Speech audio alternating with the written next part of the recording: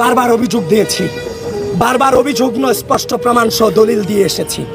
আপনারা কোনো ব্যবস্থা এখনো পর্যন্ত নেননি। আপনারা আর কত রক্ত চান, আর কত ফাসাদ চান? আপনাদেরকে থামতে হবে।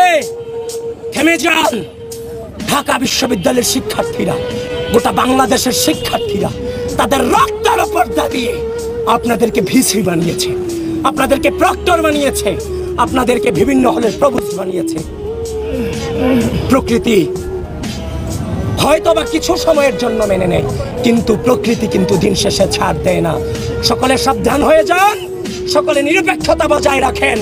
আমি উপস্থিত যারা আছেন সকলকে ধন্যবাদ জানিয়ে আমি এখানে বাংলাদেশ ইসলামী ছাত্র শিবির সমন্বিত শিক্ষার্থী জোট প্যানেল থেকে আমি বিবি পদে প্রতিদ্বন্দ্বিতা করেছিলাম।